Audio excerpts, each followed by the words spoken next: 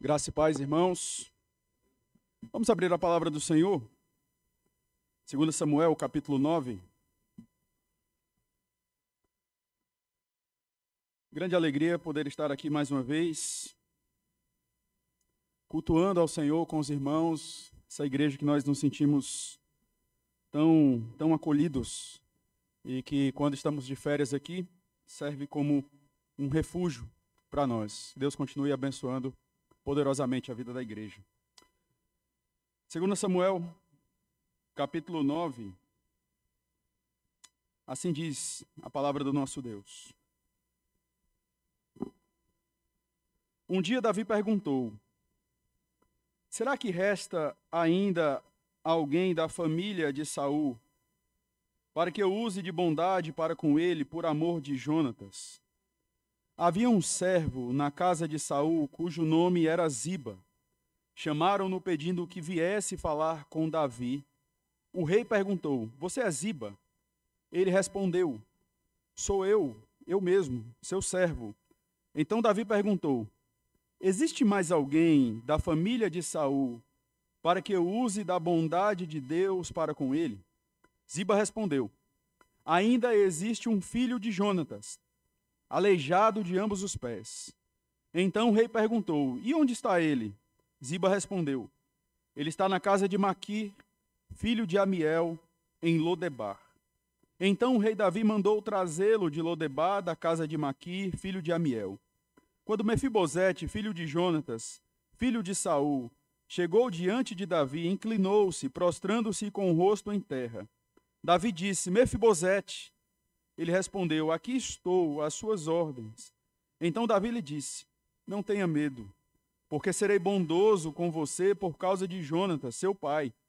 Vou restituir a você todas as terras de Saul, seu pai, e você comerá sempre à minha mesa.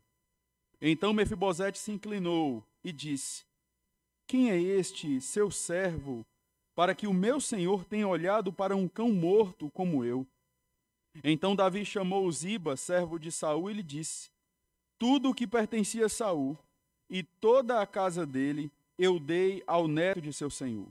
Você, os seus filhos e os seus servos cultivarão a terra para ele e recolherão os frutos, para que a casa de seu senhor tenha o que comer. Porém Mefibosete, neto de seu senhor, comerá sempre à minha mesa.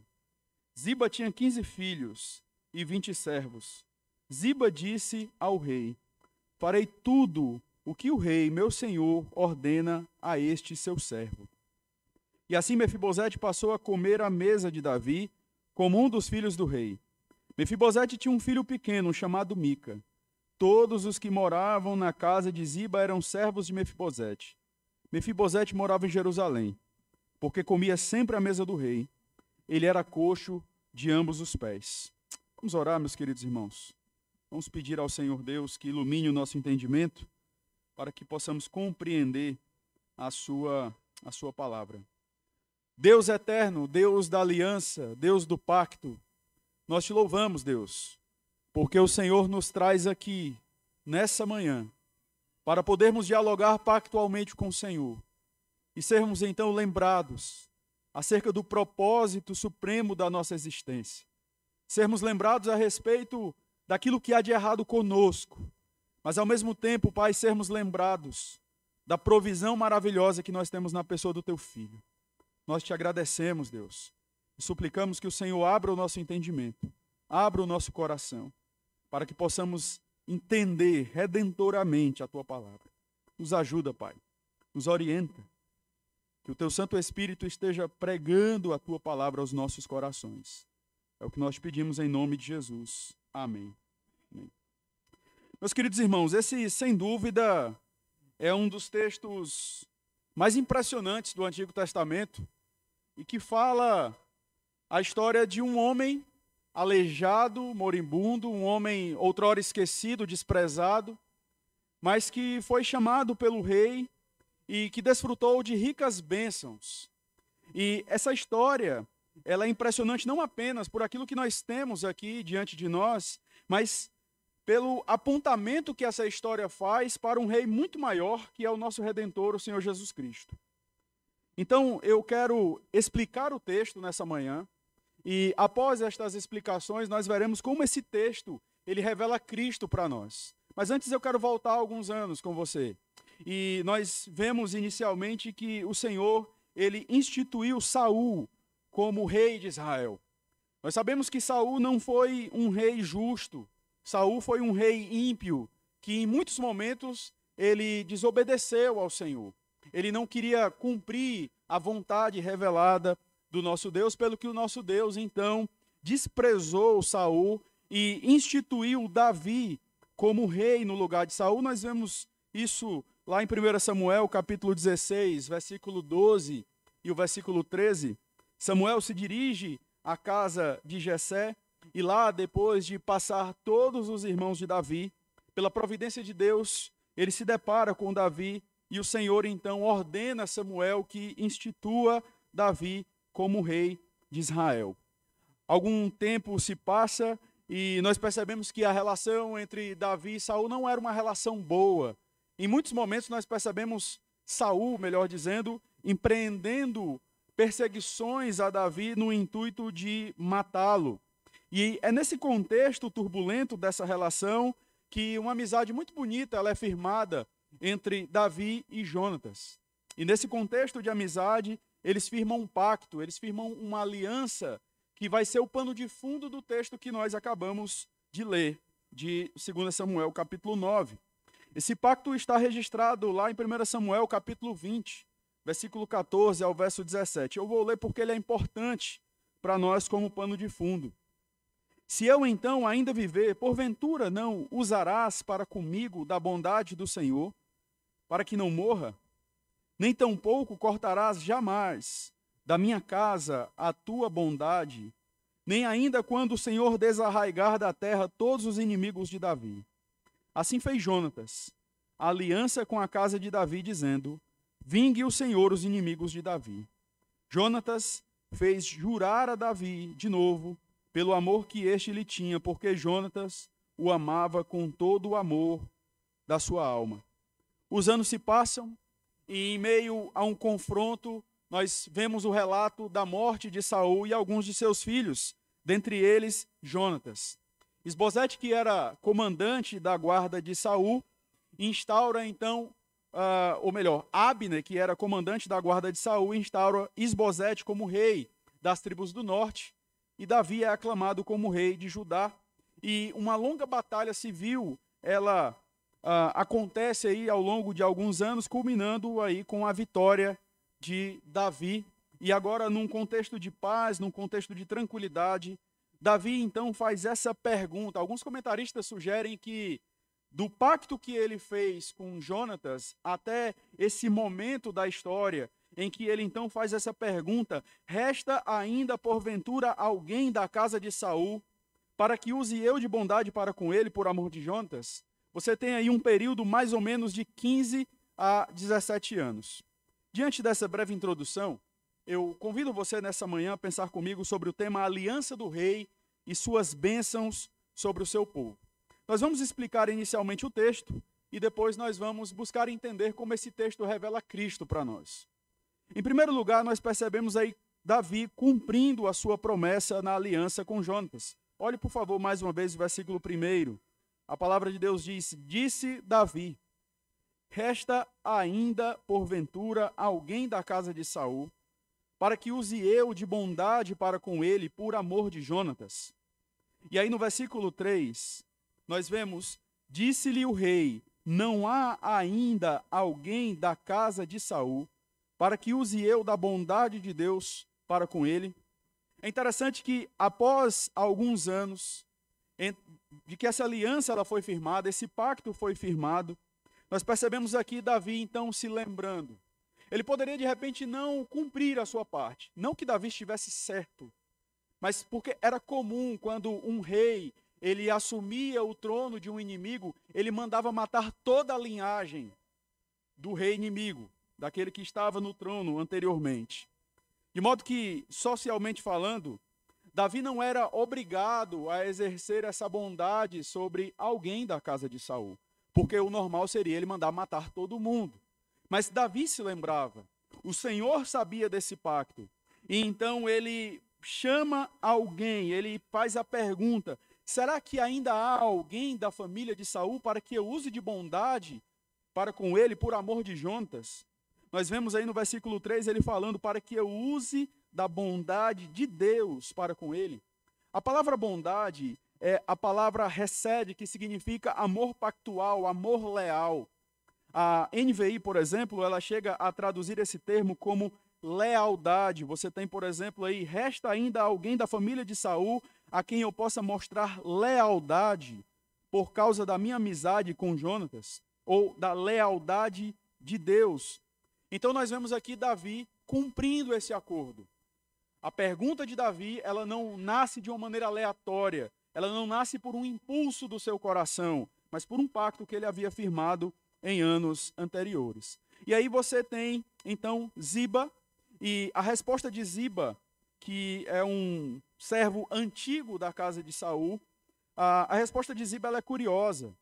Nós temos aí no versículo 3, olha aí mais uma vez, por favor.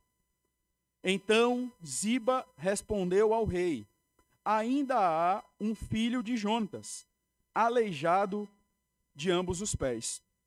É curiosa essa resposta de Ziba, né? E isso nos remete à situação inicialmente de Mefibosete. Mefibosete, ele era aleijado e ele não tinha nascido dessa maneira. Nós vemos lá em 2 Samuel, no capítulo 4, no versículo 4, a circunstância em que Mefibosete ele ficou aleijado.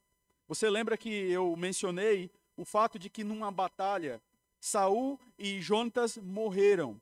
Quando a ama de Mefibosete ficou sabendo dessa notícia, de acordo com o versículo 4, ela então resolve fugir. Veja, a palavra de Deus diz: Jonatas, filho de Saul, tinha um filho aleijado dos pés. Era da idade de 5 anos, quando de Jezreel chegaram as notícias da morte de Saul e de Jonatas. Então sua ama o tomou e fugiu. Sucedeu que, apressando-se ela a fugir, ele caiu e ficou manco. Seu nome era Mefibosete. Nós precisamos lembrar que naquela época não existia um centro de traumatologia, pelo que, por meio desse acidente, ele ficou aleijado ao longo de toda a sua vida. Mas é curioso nós percebermos aqui Ziba trazendo essa questão específica.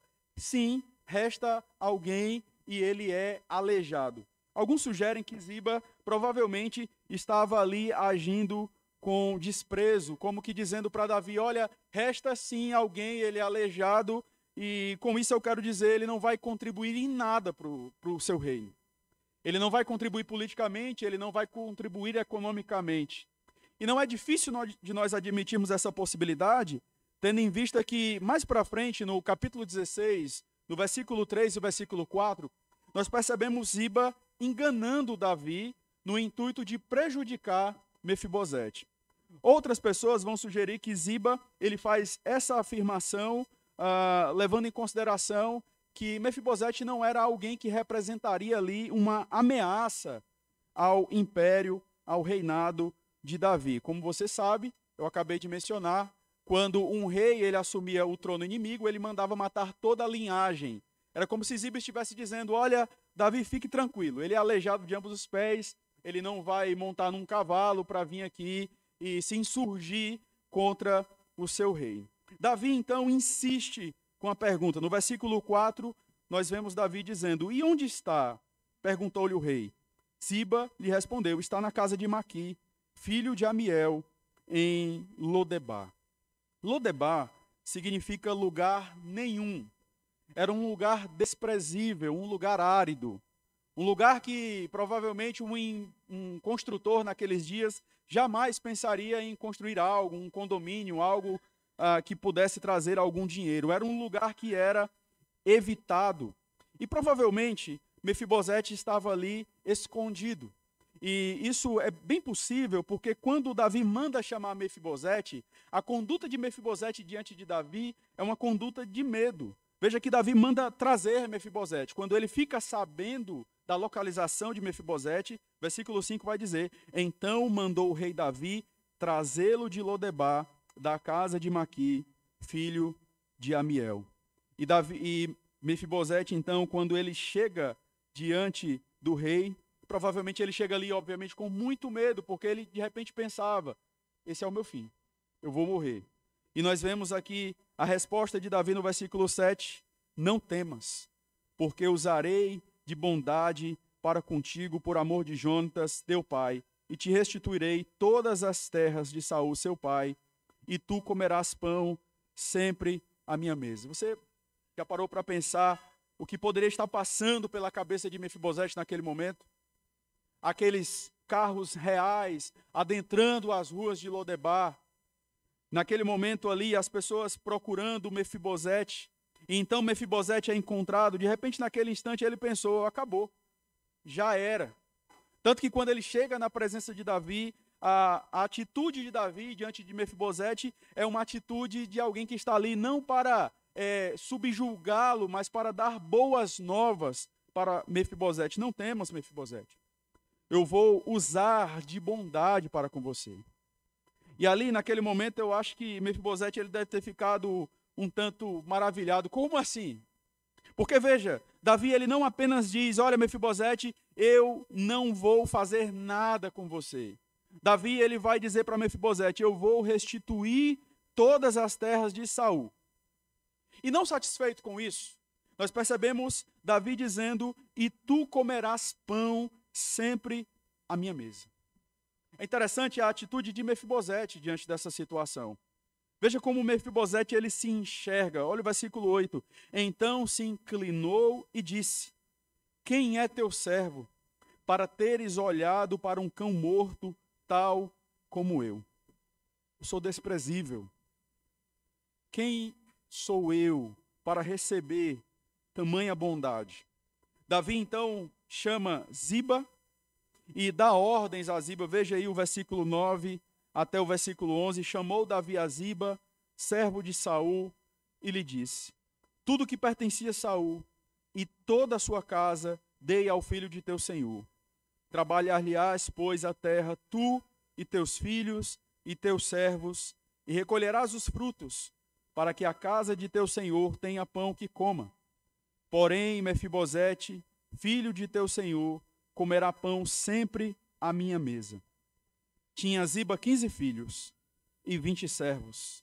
Disse Ziba ao rei: segundo tudo quanto meu senhor, o rei, manda a seu servo, assim o fará. Comeu, pois, Mefibosete à mesa de Davi, como um dos filhos do rei. E é possível que o patrimônio de Saul fosse um patrimônio um tanto expressivo.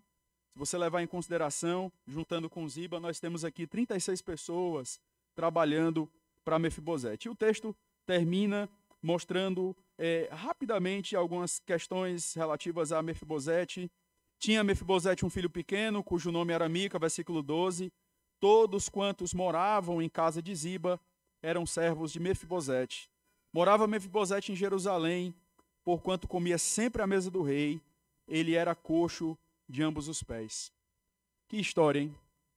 Aquela história que, de repente, atrairia a atenção das pessoas para assistir um filme de alguém que sai de um lugar desprezível, de alguém esquecido, e que chega à presença do rei com a expectativa de repente, ser morto, mas ele não é apenas perdoado ali, não há apenas uma atitude voluntariosa do rei em relação a ele, como uma atitude extremamente generosa.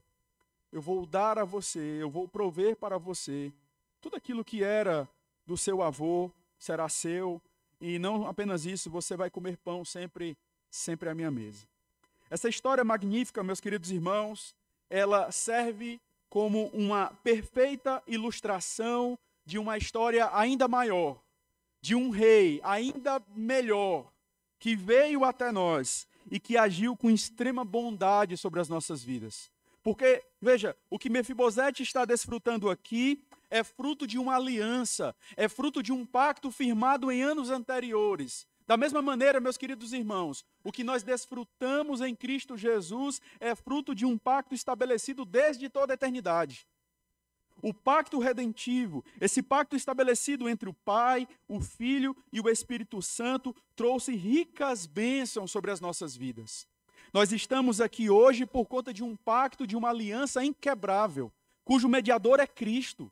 Nós não estamos aqui desfrutando dos benefícios da aliança porque nós temos uma inclinação intelectual para isso, porque nós temos algo em nós que chame a atenção do Senhor, mas é meramente pela sua graça, pelo seu amor leal, pelo seu amor pactual.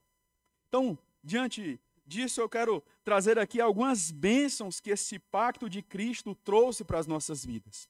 A primeira e a mais óbvia de todas é que o pacto de Cristo nos trouxe salvação.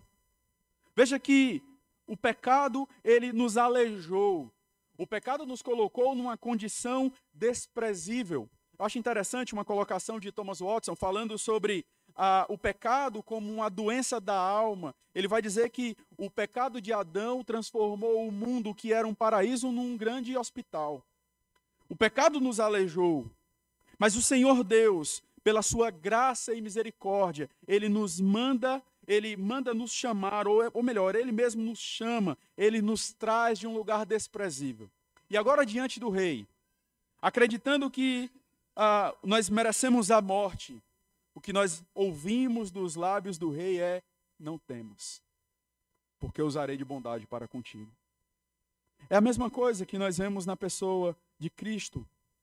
Cristo nos chama de Lodebar e nos traz salvação. Interessante, meus queridos irmãos, Davi não chama Mefibosete para contribuir com o seu reino, mas para agir com bondade para com ele. Você parou para pensar nas implicações deste ato de Davi? Davi poderia, naquele momento, através desse ato de bondade, atrair ali, naquela situação, naquele contexto, a ira de pessoas oportunistas, que poderiam, naquela situação, pensar: como assim? Por que ele não manda matar o neto de Saul? Que história é essa? A tradição nos mostra que o rei, ele precisa agir com impiedade para com os inimigos. Mas Davi não leva em consideração essas questões circunstanciais. Quando nós olhamos, meus queridos irmãos, a obra salvífica de Cristo, nós precisamos considerar também estes aspectos circunstanciais. Porque a salvação que nós temos em Cristo não envolveu apenas o seu sacrifício na cruz. Que eu não estou dizendo aqui que é algo menor, mas a obra redentora de Cristo sobre as nossas vidas, ela envolveu toda a sua humilhação, o que acontece a partir do momento em que ele é ali concebido, gerado no ventre de uma mulher, de uma pecadora. E é muito importante nós considerarmos esta ação do nosso Redentor em prol da nossa salvação. Sabemos que a salvação ela é gratuita para nós, mas ela custou o sangue, ela custou a vida do nosso Redentor. E aqui nós temos uma aplicação que de repente você pode pensar: mas ok, é uma aplicação que nós sabemos, ela soa um tanto como clichê para algumas pessoas, mas nós precisamos, meus queridos irmãos, nos lembrar, por causa do sacrifício do nosso Redentor, por causa da grande salvação que nós temos em Cristo, nós precisamos ser gratos. Nós precisamos agradecer ao Senhor. Precisamos sempre ser gratos ao Senhor por aquilo que Ele fez por nós. Você tem agradecido a Deus? Você tem agradecido ao Senhor pela grande salvação que você tem em Cristo? Você percebe que muitas vezes nós nos empolgamos com tantas outras coisas. Demonstramos, sim, eu não estou dizendo que nós não agradecemos. Agradecemos pela salvação, mas em muitos momentos parece-me que a nossa gratidão ao Senhor por aquilo que Ele fez por nós se resume a uma questão relativa ao dia do Senhor. É claro que nós estamos aqui, esse é um grande culto onde nós lembramos do sacrifício de Cristo, devemos ser gratos, mas não apenas hoje, não apenas aqui, mas todos os dias. Agradecer ao Senhor pela sua grande salvação. Por isso não limite a gratidão ao Senhor aos bens materiais. Não limite. Sim, agradeça ao Senhor. Obrigado, Senhor, porque o Senhor me deu um emprego. Obrigado porque o Senhor me deu mais um filho. Louvado seja o Senhor pelo meu casamento. Mas louvado seja o Senhor, acima de todas as coisas, pela salvação que eu tenho em Cristo. Porque é exatamente, meus queridos irmãos, essa salvação que torna todas as outras coisas significativas para nós. É porque Cristo nos alcançou, é porque Ele nos salvou, e nós precisamos lembrar constantemente que essa não é uma tarefa dos catecúmenos, ou seja, daqueles que estão entrando na igreja agora. A gratidão é algo para todos nós. E muitas vezes nós deixamos de agradecer ao Senhor, porque estamos tão envolvidos nos afazeres ou nas preocupações diárias, nos esquecemos daquilo que é prioridade para nós, que nos esquecemos de agradecer por algo tão básico nas nossas vidas, que é a salvação em Cristo Jesus. Por isso, seja grato ao Senhor. O pacto de Cristo nos trouxe provisão. Olha aí mais uma vez o capítulo 9, versículo 9 ao versículo 11. A palavra de Deus vai nos dizer: chamou Davi a Ziba, servo de Saul, e lhe disse: tudo o que pertencia a Saul e toda a sua casa dei ao filho de teu senhor. Trabalhar-lhe-ás, pois, a terra, tu e teus filhos e teus servos, e recolherás os frutos, para que a casa de teu senhor tenha pão que coma. Porém, Mefibosete, filho de teu senhor, comerá pão sempre à minha mesa. Tinha Ziba 15 filhos e 20 servos. Disse Ziba ao rei: segundo tudo quanto meu senhor, o rei, manda a seu servo, assim o fará. Nós percebemos aqui que o pacto de Cristo, ele nos trouxe provisão. Veja o que está acontecendo aqui. O que é que Davi está fazendo? Davi está provendo para alguém que não pode prover para si mesmo. Mais uma vez, Davi está provendo para alguém que não pode prover para si mesmo. É exatamente isso que o nosso rei faz conosco. Ele nos chama e ele provê para nós, porque nós não podemos prover para nós mesmos. O que nós percebemos, meus queridos irmãos, é que Cristo, o nosso rei, ele provê para nós tudo aquilo que nós precisamos. Quando nós olhamos 2 Pedro, capítulo 1, versículo 3 ao versículo 4, a palavra de Deus diz: visto como pelo seu divino poder nos têm sido doadas todas as coisas que conduzem à vida e à piedade, pelo conhecimento completo daquele que nos chamou para a sua própria glória e virtude, pelas quais nos têm sido doadas as suas preciosas e muito grandes promessas, para que por elas vos torneis co-participantes da natureza divina, livrando-vos da corrupção, das paixões que há no mundo. Cristo nos dá tudo o que necessitamos, não tudo aquilo que nós queremos. O que nos mostra, meus queridos irmãos, um outro aspecto básico: Ele sabe das nossas necessidades. Você precisa de perdão? Você tem Cristo. Você precisa de discernimento, de sabedoria, de fé, de esperança? Você tem Cristo. Cristo provê para nós, porque nós não somos capazes de prover para nós mesmos. E é muito interessante nós refletirmos a respeito desse cuidado que o rei tem conosco, dessa disposição do rei de prover para nós, porque nós somos incapazes de prover para nós mesmos. Isso nos leva a uma aplicação. Nós devemos confiar no Senhor, porque Ele conhece as nossas reais necessidades. Nós devemos confiar no Senhor, e não no nosso senso de necessidade.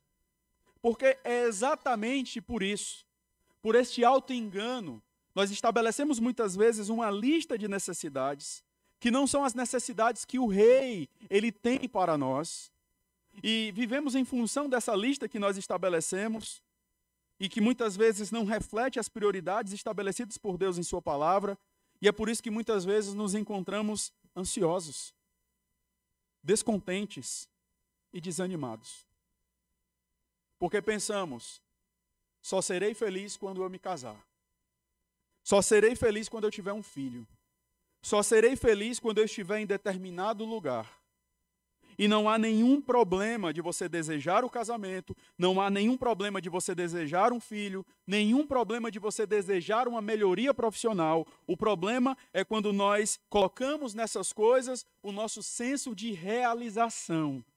E nos esquecemos que pelo fato de termos o rei hoje, pelo fato de estarmos em Cristo hoje, nós temos tudo aquilo que nós precisamos para sermos felizes. Cristo é tudo para nós. Ter filhos é bênção. Casamento é bênção do Senhor. Mas eu quero dizer para você, se você não estiver satisfeito em Cristo, se você não estiver satisfeito no Rei, você não estará satisfeito em nada. O filho será um peso, o casamento será um ponto que daqui em algum momento você terá frustração, porque nós estamos muitas vezes colocando nessas coisas algo que não deveria. Essas coisas, elas não têm um caráter redentivo para nós. Essas coisas não completam a nossa alma. Cristo, sim. Cristo é tudo para nós. E Ele provê tudo aquilo que nós precisamos. Ele nos dá tudo aquilo que nós realmente precisamos. Assim como o rei proveu para Mefibosete, o nosso rei, de uma maneira muito maior, ele provê para nós. Ele não apenas nos dá riquezas, ele sim nos abençoa materialmente. Nós não devemos ter medo disso. Ele nos abençoa. Riquezas e honras vêm do Senhor. Mas Ele nos dá algo que é muito maior do que todas essas coisas. Ele dá a si mesmo. Nós temos Cristo. Ele é a nossa porção. Ele é a nossa herança. Ele é tudo que nós temos. Então o pacto de Cristo nos trouxe provisão. O pacto de Cristo nos trouxe uma nova família. Olha aí, por favor, versículo 11. Disse Ziba ao rei, segundo tudo quanto meu senhor o rei manda a seu servo, assim o fará. Comeu, pois, Mefibosete à mesa de Davi, como um dos filhos do rei. Tinha Mefibosete um filho pequeno, cujo nome era Mica. Todos quantos moravam em casa de Ziba eram servos de Mefibosete. Morava Mefibosete em Jerusalém, porquanto comia sempre à mesa do rei, ele era coxo de ambos os pés. Outrora, alguém esquecido, desprezado, agora acolhido e adotado pela fidelidade pactual do rei, tratado como um dos filhos. Essa é a nossa história.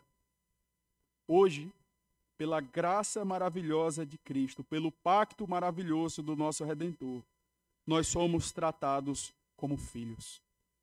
Nós podemos nos assentar à mesa do rei. Não estamos ali porque nós merecemos. Não estamos ali porque nós temos o DNA do rei, mas porque nós fomos adotados, porque nós fomos chamados. Eu fico olhando para esse texto, eu fico imaginando Mefibosete chegando ali para o almoço. A Bíblia fala que ele era aleijado de ambos os pés. Como seria isso? Será que ele ia simplesmente manquejando, ou ele ia arrastado, ou se arrastando? Davi, então, olha, calma. Ainda resta um filho para estar conosco aqui. Ainda resta Mefibosete. Ele não foi curado do problema dele. Assim como nós continuamos, mesmo tendo experimentado a regeneração, continuamos ainda manquejando por causa do pecado que ainda está em nós. O pecado afetou todas as áreas da nossa alma, do nosso corpo. E isso deve ser um lembrete para mim e para você, da maravilhosa graça do nosso Redentor. Porque o nosso pecado, ele nos lembra que nós só somos aceitos pela graça bendita que há em Cristo Jesus. Nunca esqueça disso. Você é manco espiritualmente. Você é aleijado espiritualmente. Você não tem toda aquela maturidade que muitas vezes nós somos tentados a pensar que nós temos. Mas isso serve como um lembrete de que o Rei nos amou de maneira maravilhosa, bondosa e graciosa. É interessante nós vermos aqui o versículo 12, que essa bênção que recai sobre Mefibosete e que o faz ali naquele momento ser alguém como que da família do rei, ela resvala também sobre Mica. Tinha Mefibosete um filho pequeno, cujo nome era Mica. O pacto do rei, não apenas abençoando Mefibosete, mas abençoando também a sua descendência. E é o que nós veremos hoje aqui. ao batizar o nosso pequeno Tito. Permita-me mais algumas aplicações. Seja humilde. Seja humilde. Você faz parte de uma família da qual você não é digno. Perceba a disposição de Mefibosete quando ele está diante do rei. Olha o versículo 8. Quem é teu servo para teres olhado para um cão morto, tal como eu? Essa deve ser a nossa disposição diante do rei. Nós somos tal como um cão morto. Nós não merecemos as ricas bênçãos do Senhor. Nós não merecemos sermos usados pelo nosso Redentor. O que fazemos, as nossas realizações, elas são fruto da graça de Deus. Ser humilde, meus queridos irmãos, não é ser negligente diante do erro. Ser humilde não é ser conivente com o erro. Ser humilde é ter a compreensão daquilo que nós somos e da provisão que nós temos em Deus. Você precisa lembrar disso. Você precisa lembrar que você está aqui não porque você tem uma facilidade de entender as coisas ou de articular a teologia. Você está aqui porque um dia o rei olhou graciosamente para você e para mim. Nós não merecemos. Por isso nós devemos ser humildes. Porque fazemos parte de uma família da qual nós não somos dignos. Mas tantas são as vezes que nós tendemos a olhar para fora, olhar para fora dos limites da nossa igreja e nos compararmos com outras pessoas e pensar, olha, pelo menos eu não sou como aquela igreja. Pelo menos eu não sou como aqueles irmãos de onde eu vim. É uma tentação para todos nós. Mas você precisa lembrar, você não é melhor do que aqueles irmãos. Deus agiu graciosamente, iluminando o seu entendimento, iluminando a sua mente. E se você hoje tem um entendimento correto de muitas coisas, mais uma vez eu preciso te lembrar, isso é fruto da graça bendita do Senhor. Da mesma forma que o rei agiu graciosamente com você, seja gracioso também com aqueles irmãos que de repente estão em dúvidas em relação a tantas coisas, ou que fazem tantas coisas por ignorância. Nós devemos cuidar, orar e suplicar ao Senhor para que Deus alcance esses irmãos com a mesma graça que Ele nos alcançou, mas jamais olharmos para nós e pensarmos, olha, eu sei que a gente não declara isso, porque ninguém é maluco de fazer isso, mas muitas vezes a nossa postura, a nossa conduta, ela reflete aquele discurso sorrateiro, sutil em nossos corações. Graças a Deus, ainda bem que eu não sou tão débil teologicamente como aquela pessoa. Nós precisamos cuidar disso. Seja humilde. Seja humilde. Devemos devotar nossos corações a Cristo. Veja, olhe para o capítulo 16, por favor. 2 Samuel 16, versículo 3 ao versículo 4. Essa história entre Mefibosete e Davi ainda nos traz uma preciosa lição. 2 Samuel, capítulo 16, versículo 3 e 4. Davi estava fugindo de Absalão, que queria o seu trono. Então a palavra de Deus nos mostra aqui. Então disse o rei, onde está, pois, o filho de teu senhor? Respondeu Ziba ao rei, eis que ficou em Jerusalém. Pois disse, veja, Ziba está mentindo, ele está enganando Davi nesse momento. Eis que ficou em Jerusalém, pois disse, hoje a casa de Israel me restituirá o reino de meu pai. Então disse o rei a Ziba, teu é tudo o que pertence a Mefibosete. Disse Ziba, eu me inclino e ache eu mercê diante de ti, ó rei, meu senhor. Agora, no capítulo 19, no versículo 24 ao versículo 30, nós já temos uma outra situação. Davi está retornando, ele estava fugindo de Absalão, seu filho, e agora ele está retornando e ele se encontra com Mefibosete. Também Mefibosete, filho de Saul, desceu a encontrar-se com o rei. Então, tinha tratado dos pés. A encontrar-se com o rei. Não tinha tratado dos pés, nem espontado a barba, nem lavado as vestes, desde o dia em que o rei saíra até o dia em que voltou em paz. Tendo ele chegado a Jerusalém, a encontrar-se com o rei, este lhe disse, por que não foste comigo, Mefibosete? Ele respondeu: Ó rei, meu senhor, o meu servo me enganou, porque eu, teu servo, dizia: albardarei um jumento e montarei para ir com o rei, pois o teu servo é coxo.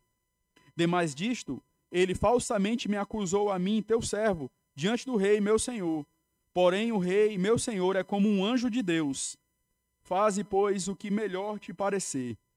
Porque toda a casa de meu pai não era senão de homens dignos de morte diante do rei, meu senhor. Contudo, puseste teu servo entre os que comem à tua mesa. Que direi, pois, tenho eu de clamar ao rei? Respondeu-lhe o rei: Por que ainda falas dos teus negócios? Resolvo que repartas com Ziba as terras. Veja a atitude de Mefibosete, versículo 30. Disse Mefibosete ao rei: Fique ele muito embora com tudo, pois já voltou o rei, meu senhor, em paz à sua casa.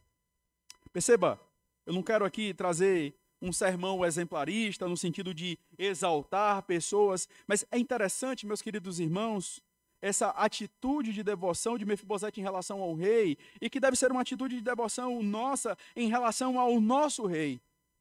Mefibosete, ele diz para o rei Davi: olha, o Senhor voltou, fique ele com tudo, o Senhor já está aqui, o Senhor já está de volta à sua casa, então eu estou bem, eu estou em paz. Perceba que os olhos de Mefibosete não estavam nos seus bens, não estavam nas coisas que ele tinha ganhado, mas estavam no rei. Ganho, mas estava no rei. O que nos mostra, meus queridos irmãos, nós devemos ser contentes em Cristo. Nós devemos ser contentes em Cristo. As bênçãos que Cristo nos dá, dentre todas elas, a maior de todas é Ele mesmo. Eu mencionei algumas aqui. Eu não estou dizendo que você não deve orar e pedir ao Senhor, ou até mesmo lamentar num certo sentido, mas o que você precisa entender é que o seu contentamento supremo deve estar no Rei. Os seus olhos devem estar fitos nele. Essa é a nossa teologia funcional. Nós professamos a fé, nós cantamos que nós somos satisfeitos em Cristo, mas nós devemos viver em função disso. Viver essa realidade todos os dias.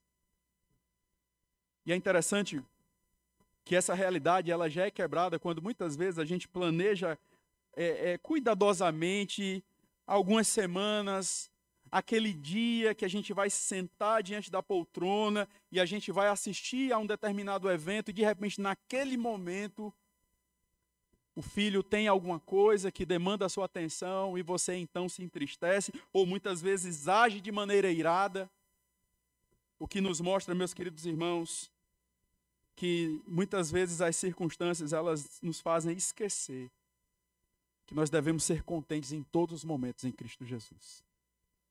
Em todos os momentos. Porque o que temos em Cristo é precioso. A atitude que nós devemos ter é a mesma atitude que nós vemos no salmista, no Salmo 73, versículo 25 e 26. Quem mais tenho eu no céu? Não há outro em quem eu me compraza na terra, ainda que a minha carne e o meu coração desfaleçam. Deus é a fortaleza do meu coração e a minha herança para sempre. As nossas murmurações, mais uma vez, as nossas ansiedades, as nossas preocupações que tanto dominam os nossos corações, revelam que ainda nós não estamos plenamente satisfeitos no Rei. Você precisa estar satisfeito em Cristo. Você precisa devotar a cada dia o seu coração ao Rei, em resposta a tudo aquilo que Ele fez por você. Ele quer o nosso coração. Ele não quer apenas a nossa confissão. Ele quer a nossa alma. Ele quer a integralidade da nossa vida. Essa é a história do nosso Rei, que veio até nós. E parafraseando Calvino, do Rei que se vestiu da nossa pobreza para transferir para nós as suas riquezas.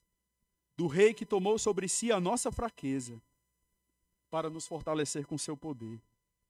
Do Rei que assumiu a nossa condição mortal para dessa maneira dar-nos a imortalidade. Do Rei que desceu à terra para elevar-nos ao céu. Que Deus continue abençoando ricamente a sua vida. E que você possa a cada dia ser grato ao Senhor. Essa será a evidência da nossa maturidade e da nossa caminhada. quando nós transformarmos aquilo que nós temos aprendido em algo cada vez mais concreto, real em nossas vidas, no nosso dia a dia. Você tem tudo aquilo que você precisa hoje para ser uma pessoa feliz, contente. Você tem tudo aquilo que você precisa em Cristo para vencer o medo, as preocupações, porque o Rei tem cuidado de você. E a relação que nós temos com Ele é uma relação pactual. E Ele é fiel aos compromissos que Ele firmou conosco na sua palavra. Que Deus nos abençoe poderosamente, em nome de Jesus. Amém. Feche seus olhos mais uma vez. Senhor nosso Deus, nós te louvamos, Pai, pelas ricas bênçãos do Senhor. Sobretudo, Pai, pela bênção da salvação. Que alegria, Pai, que privilégio é desfrutarmos de Cristo. Dá-nos um coração contente. Tem misericórdia de nós, Pai. Quando tantas vezes nós racionalizamos as nossas murmurações, as nossas preocupações, quando na verdade nós deveríamos confessar esses pecados diante de Ti. Porque tantas são as vezes que nós buscamos contentamento em tantas outras coisas. Dá-nos, Senhor, um coração contente. Ajuda-nos, ó Pai, para que a cada dia a nossa alma esteja apegada ao nosso Redentor. Fortalece-nos, Pai. É o que nós pedimos, em nome de Jesus. Amém.